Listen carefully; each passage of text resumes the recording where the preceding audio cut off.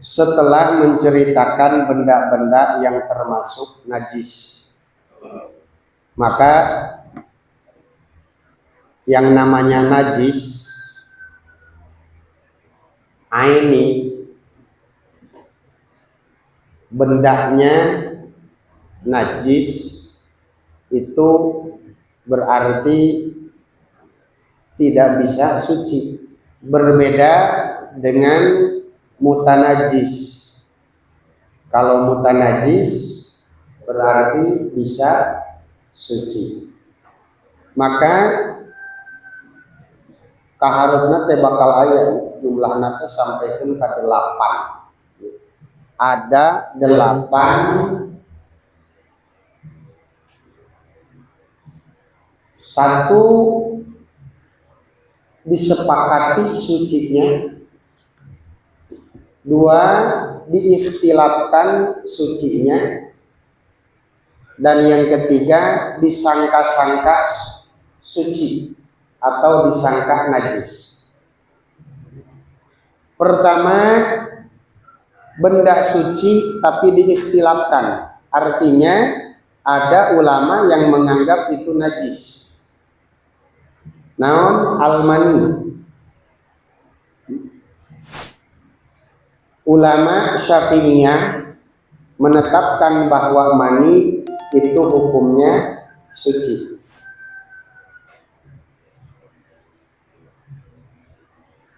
Mani apa saja? Mani adalah cairan yang keluar dari hewan, termasuk kita adalah hayawan. Pada saat syahwat bergejolak dengan tanda-tanda yang 3. 1, kaluarna muncrat, walaupun geus aki-aki. 2, talagud, ngarasa ngeunah, enak banget keluarnya. Tanyain sama Buya Dumu, orang lagi rajin-rajinnya tuh. Dan yang ketiga dengan aromanya. Kalau masih basah itu baru bau adonan tepung. Suara udah bau nama. Udah pada tahu. Baik keluar dari manusia ataupun dari binatang. Mani manusia ataupun mani binatang itu hukumnya suci, kecuali binatangnya sudah najis, anjing, babi, atau anak-anak dari keduanya.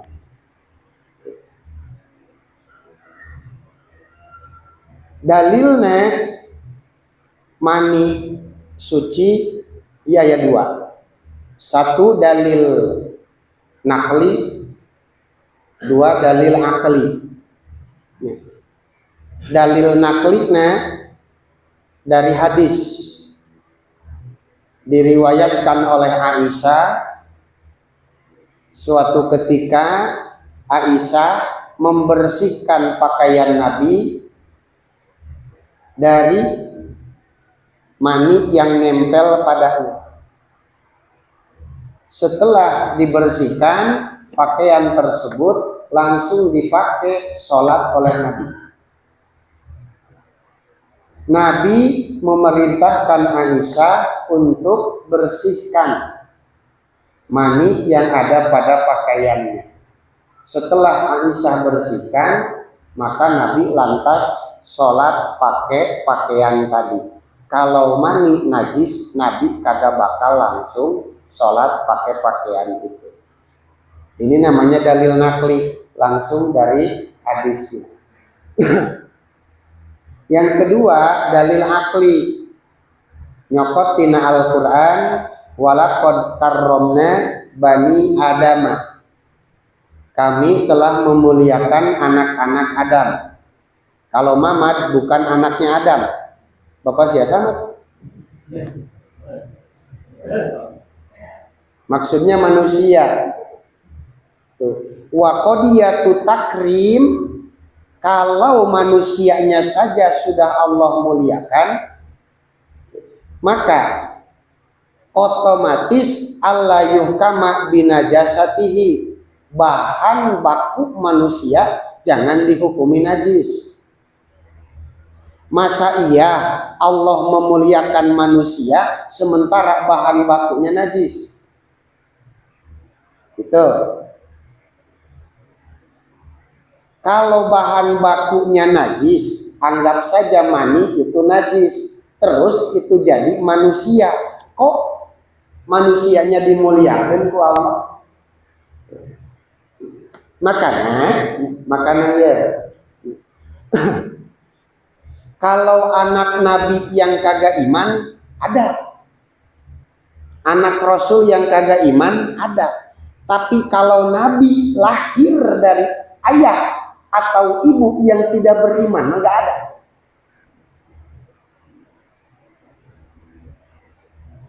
Nabi yang lahir dari ayah atau ibu yang tidak beriman, enggak ada.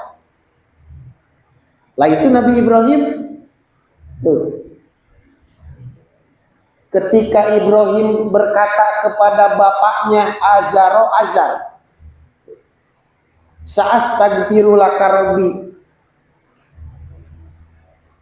wahai abi, ngomong abi. Ketika Ibrahim berkata li abihi kepada abihi Azar, namanya Azar, itu di situ disebutin bapaknya Ibrahim adalah Azar. Azar kan sudah dipastiin orang yang nggak beriman. Oke hadirin. Orang kudu paham bahasa Arab. Dalam bahasa Arab, kalau ayah kandung itu namanya al-walid. Kalau kata abun, bapak, itu enggak mesti ayah kandung. Artinya lapad abun lebih umum daripada al-walid. Ketika disebutkan abun, itu enggak pasti ayah kandung. Kadang-kadang ayah angkat, kadang-kadang paman, kadang-kadang uwa, itu bisa disebut abun. Bahkan kata abun bukan apa-apa, disebut abun juga. Seseorang yang memiliki sifat masyhur kadang-kadang disebut abun. Abun naom berarti tukang sare. Abul akal, orang yang banyak makan. Orang yang terkenal dalam satu sifat disebut abu juga. Ya, kayak Abu Hurairah itu. Apakah Abu Hurairah adalah ayahnya kucing? Kan bukan. Itu yang pertama. Yang kedua, di orang-orang Timur Tengah ada tradisi seperti ini. Kalau kita punya abang, dia punya anak. Abang kita meninggal, maka anaknya bakal nyebut bapak ke kita. Gitu. Ponakan nyebut bapak. Itu sudah jadi tradisi di Timur Tengah. Gitu. Nah, Rasul lahir dalam kondisi sudah yatim. Ibrahim lahir dalam kondisi sudah yatim. Nabi diurus oleh pamanah ngaranna Abu Thalib. Ibrahim pun diurus oleh pamannya namanya Azar. Nabi pernah bilang bapak sama Abu Thalib. Seperti halnya Ibrahim pernah bilang bapak sama Azar. Ada seorang di Madinah datang kepada Nabi setelah sholat berjamaah. Orang tersebut sudah beriman, tapi ayah dan ibunya mati belum sempat masuk Islam. Orang tersebut tanya, ya Rasul, bagaimana nasib ayah dan ibuku? Dijawab oleh Nabi, inna abi wa abaka finnar. Abi, bapakku, wa abaka, dan bapakmu finnar. Dua-duanya masuk neraka. Tuh. Sedangkan para hadirin, nama Sayyid Abdullah, ayah kandung dari Kangjeng Rasul, ini bukan ahli neraka, beliau masuk surga. Panjang ceritanya. Nah, lantas kenapa Kangjeng Rasul nyebut Abi? Oh, mungkin Abi di sana bisa dua. Satu, Abu Lahab. Yang kedua, Abu Thalib. Karena Abu Lahab dan Abu Thalib dua-duanya paman Nabi. Dan mereka lah yang jadi ayah asuh dari Nabi. Karena Nabi lahir dalam kondisi sudah tidak punya ayah kandung. Oke? Sampai di sini tidak dapat dipahami? Jadi Nabi Ibrahim itu punya Azar. Azar itu paman. Itu Azar itu paman. Ya. Bukan ayah kandung. Tuh.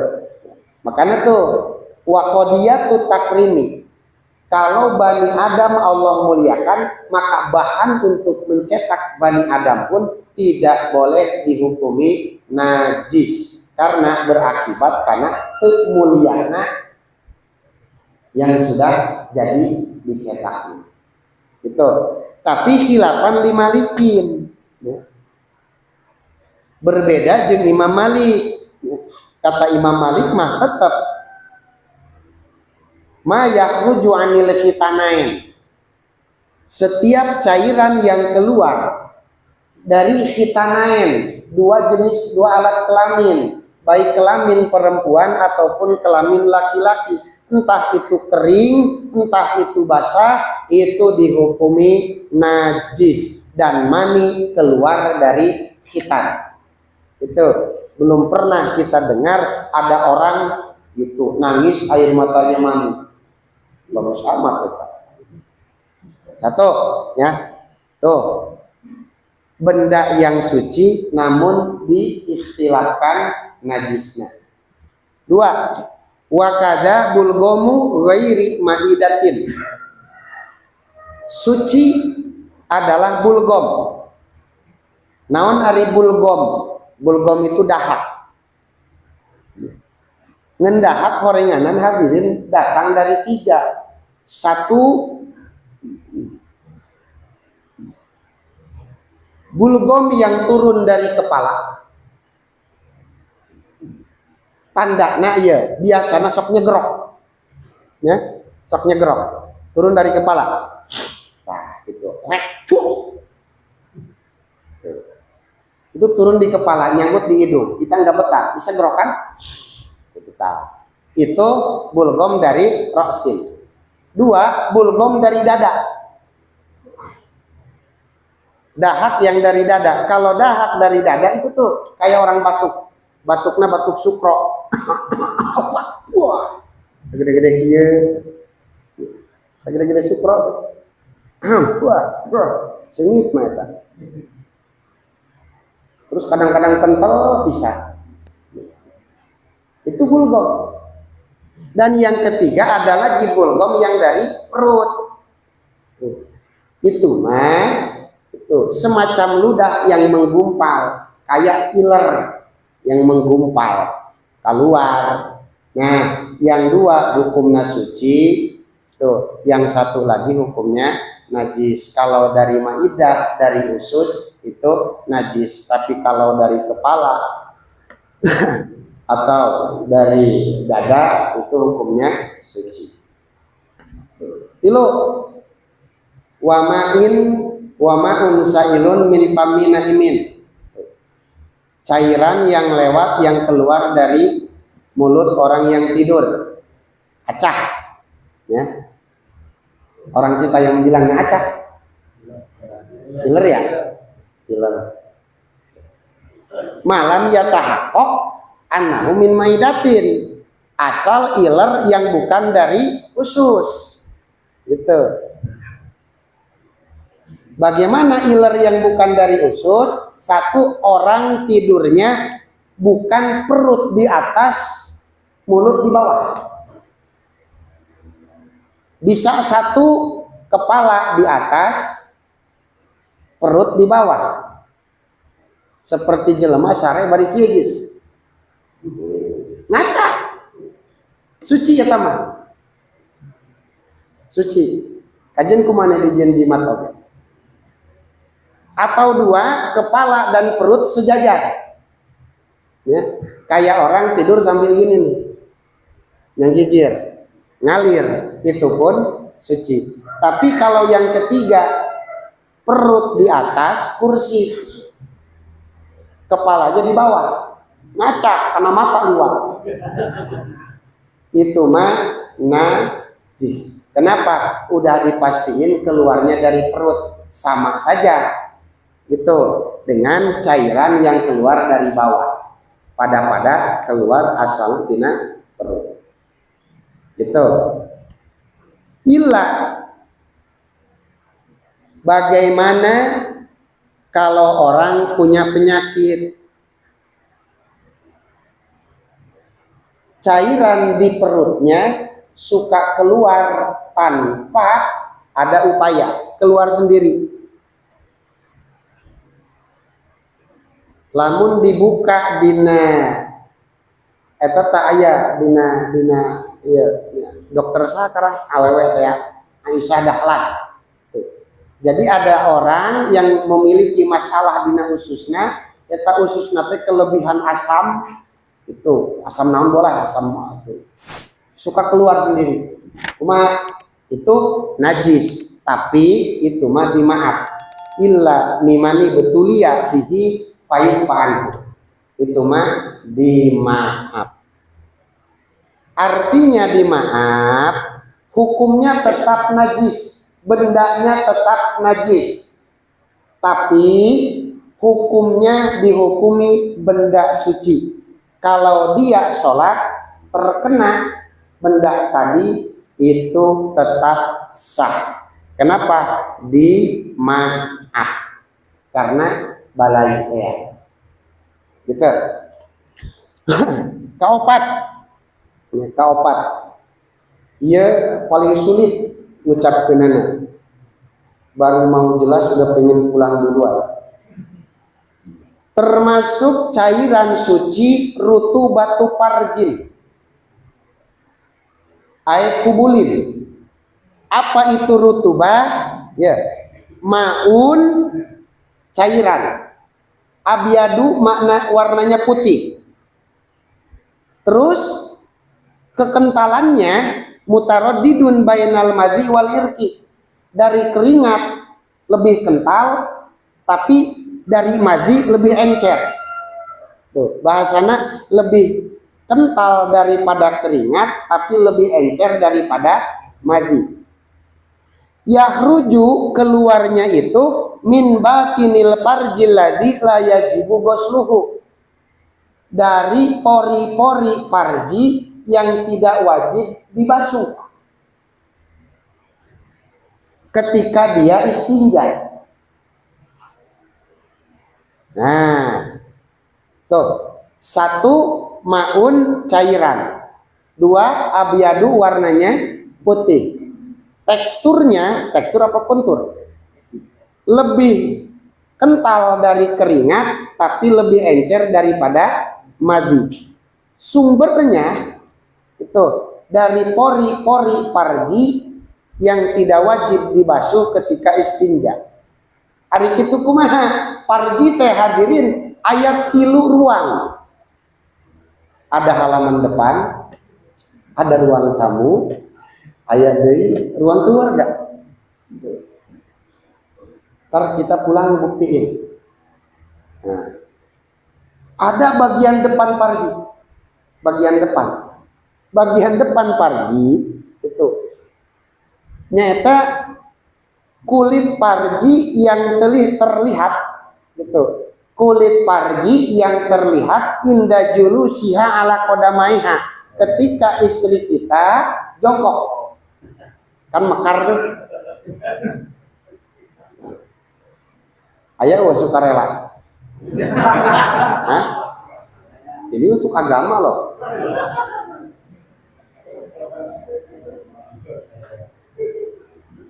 Lamun teh orang bayangkeun we. Mau bayangin mau. Kan mulutnya rapat tuh. Rapat ya. rapat. Kalau berdiri, begitu dia jongkok, mangap. Nah, ketika berdiri ada kulit yang rapat, jadi tidak terlihat. Tapi kalau dia jongkok, ada kulit yang terbuka, jadi terlihat. Nah, kulit yang terlihat yang itu tuh, itu mayajibu gosluhu. Itu mah kulit yang wajib dibasuh kalau dia istinja. Ya, wajib dibasuh kalau dia sedang istinja. Kalau perempuan habis kencing, kulit yang terlihat ketika dia jongkok itu wajib dibasuh. Kenapa? Masuknya kulit zohir. Tuh, ini yang saya sebut halaman depan. Tuh. Ada lagi kulit di belakangnya itu tuh, yang kagak pati kelihat kalau masih utuh. Tuh. Kalau masih utuh. Beda kalau bininya yang udah 50 tahun ke atas. Ya, eta mah geus ieu we. Sudah tidak ada jarak di antara kita, luar dalam ketempok. Itu ada lagi kulit di belakang yang tadi. Itu namanya batinul parji. Kulit parji yang tidak terlihat ketika si perempuan jongkok. Itu namanya batinul parji. Namun batinul parji itu ada dua. Ada dalamnya belum pati dalam. Ada dalam banget mengaji. Ini bagian nanti komen dah. Tuh, urusan dalam-dalam. Dalam banget. Nah, rutubah yang tadi dibilang suci tapi diikhtilafkan tuh adalah keluar dari parji alladzi la yajibu ghusluhu. Dari parji yang tidak wajib dibasuh. Parji yang mana? Gitu. Adalah kulit parji yang di belakang halaman depan tadi. Kira-kira ruang tamu. Gitu. Ya. Kalau dia jongkok nggak kelihatan, tapi kalau dirojok nggak pasti jauh lah. Itu kadar kelembapan cuma 8 derajat Celcius. Gitu. Anyepnya? Oh, anyepnya.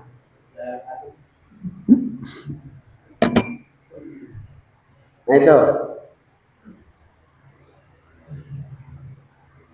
Berbeda dengan cairan yang keluar dari yang lebih dalam tadi.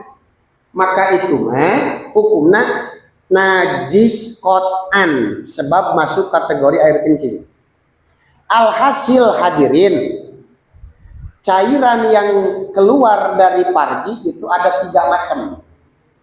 Satu keluar dari bagian depan, itu suci qot'an.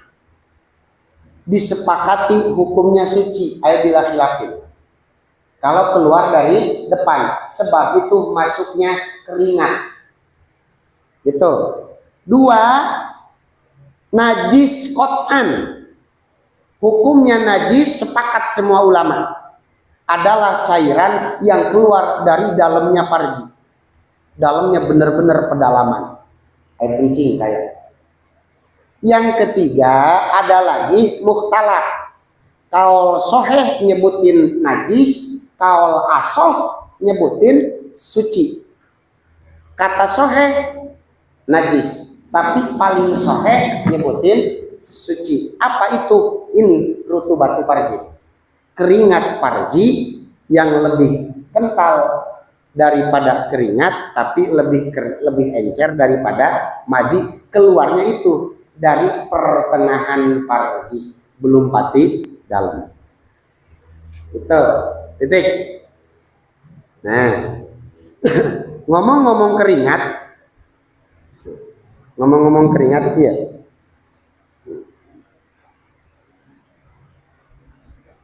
Keringat kan ada yang nempel di kulit, ada yang udah pisah. Itu. Nah, keringat parji yang tadi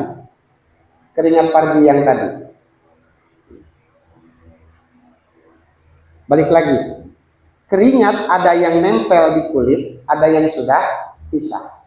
Kalau keringat hukumnya suci, ya, model orang dina tarang kesan doang gitu Pak, dilap pakai tisu. Yang di jidat suci, yang di tisu pun suci. Entah itu keringat masih nempel di tempatnya atau sudah pindah tempat. Titik. Itu keringat murni. Bagaimana keringat parji? Keringat parji. Keringat parji ulama terbagi dua pendapat. Satu gitu. Satu ada yang nyebutin suci alal itlaq. Gitu. Suci alal itlaq. Maksudnya tuh keringat masih nempel di kulit parjinya atau sudah terpisah atau sudah pindah tempat, hukumnya tetap suci. Dua, ada yang memberi tafsil. Kalau masih nempel di parjinya itu suci.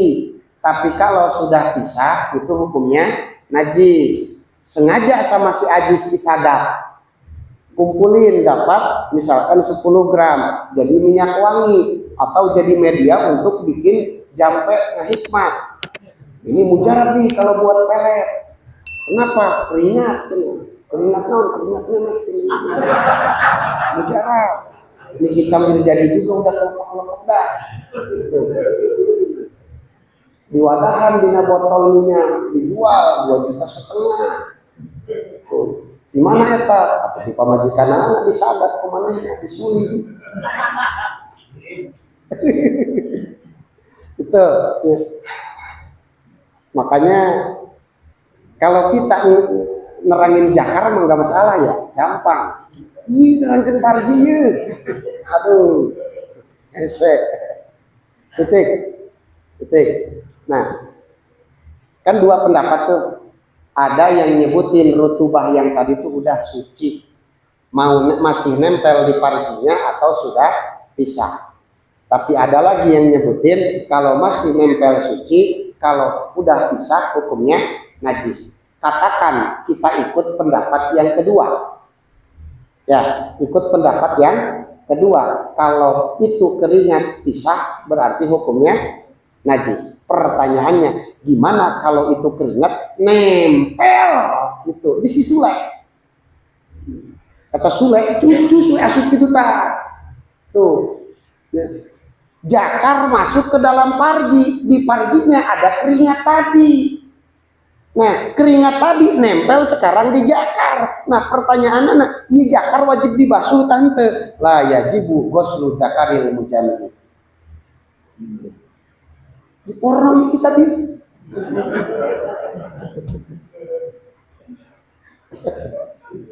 jadi zakar kita basah karena tertempeli keringat gitu, keringat parji yang tadi meureun asupna tepat di jero nonjol doang. Lihat situasi kondisi aman apa enggak. Lah buru-buru keluar deui kan basah tuh, basahna tuh sama rutu parjin anu tadi teh ya maun abyadun mutaradidun teh ya. Gimana itu? La yajibu, teu wajib. Itu walaupun kita ikut pendapat yang nyebutin kalau sudah pisah atau pindah tempat itu hukumnya najis, tetap kagak wajib dibasuh. Tuh. Berikutnya wal bidu wal walad. Ya, termasuk benda suci deui nomor kagenep jeung nomor katujuh al bid telur wal walad anak. Tuh. Kenapa? Tuh. Karena dia hadirin. Seperti tadi. Ada orang yang menghukumi secara mutlak. Setiap yang keluar dari parji, keluar dari dubur itu najis. Dijadiinnya kodiyahnya kodiyah kuliah. Kullu khorijin minad dubur kullu khorijin minal parji. Setiap keluar dari kubul atau dari dubur itu najis. Hukumnya pan awewe mah kadang-kadang yang keluar air bukan air kencing doang. Kadang-kadang anak lu keluar. Ya, kalau ayam telur itu Gimana itu telur? Kan keluar dari dubur. Itu. Kumaha eta anak? Kan keluar tina parji. Oh, beda. Kalau telur dan anak itu mah suci. Itu hukuman suci. Iyalah, ya. Baru ada 7 perkara yang satu disepakati sucinya seperti telur dan anak. Itu mah sepakat semua madhab. 2, diperdebatkan tentang suci dan najisnya. Mana mani? Kata Imam Malik najis. Kata Imam Syafi'i dan Imam Ahmad itu hukumnya suci. Gitu. Dan yang ketiga diikhtilafkan lagi tadi rutu batu parjin. Ya, keringat parji. Ini menurut kaul soheh najis, menurut kaul asoh paling soheh hukumnya suci. Gitu. Yang wa ala kulli hal walaupun tidak dihukumi najis tetap sunat dibasuh. Itu ya, tetap sunat dibasuh walaupun itu bukan najis. Kalau parji keringatan basuh bila kalian pan bau itu walaupun tidak najis tetap hukumnya sunat dibasuh. Kalau najis wajib disucikan. Pelajaranana ieu hadirin. Satu, dari najis itu kita harus berjauhan. Harus berjauhan dari najis. 2, kalau ada najis nempel di kita wajib dibersihkan. 3, kalau ada sifat-sifat najis nempel di tubuh kita pun itu wajib dibersihkan. Ada tai ayam, ada baunya. Kalau tai ayam hilang, baunya belum tentu hilang. Kadang-kadang baunya masih nempel. Itu tuh. Ada doa. Termasuk doa iftitahus sholat. Allahumma ba'id baini wa baina khotoyaya kama ba'adta bainal masyriqi wal maghrib. Allahumma naqqini min khotoyaya kama yunaqqas thawbul abyadu minad danas. Allahumma ghsilni bil ma'i wasalji wal bar. Itu isyarat pada 3. Ya Allah, jauhkan aku dan dosaku. Dosa nu mana? Dosa yang akan kita perbuat. Mafil mustaqbal, dosa yang akan datang. Minta ke Allah supaya orang dijauhkan tina dosa. 2, wa naqqini min khotoya. Kalau tubuh kita sudah berdosa, maka minta juga sama Allah agar dibersihkan dosa tersebut dari tubuh kita. 3, wagsilni bil ma'i wagsilni min khotoyaya bil ma'i wasalji wal barad. Basuh aku dari dosa-dosaku dengan air, salju ataupun embun. Artinya iya mah dari tapak dosa. Dosanya mah udah hilang, tapi dampak dari dosanya ini ibarat tai ayam. Tai ayamnya mah udah hilang, baunya ini. Kenapa? Almarhum Abi Hodam pernah ngomong, dosa teh napakan. Aya tapakan dosa. Kade. Di antara dampak dosa teh 1, sesut rezeki. Usahana rajin, bisnisnya banyak, kantornya di itu susah bae hidup. Gelarnya banyak, sampai S1, S2, S3, S4. Wow. Eleh Samsung ge kumanehna. Samsung baru nyampe S10 ini. Ini sudah S27. Gelarnya banyak, ininya banyak, rezekinya seueur baik, terlalu banyak dosa. 2, susah dikabul doa. Siapa contohnya? Ulah jauh-jauh kurang doang ieu. Kunaon ieu ngadoa ka sewae. Tandana dampak dosa masih terlalu kental di tubuh kita. Nomor katilu berat diajakan soleh, hese diajakan ibadah. Padahal pengen jadi orang soleh udah dari dulu, ya udah dari dulu. Wih, masya Allah. Kalau kita nggak pernah berbuat dosa, mungkin dari dulu kita sudah jadi al mama gitu kan, mama abuya ijal.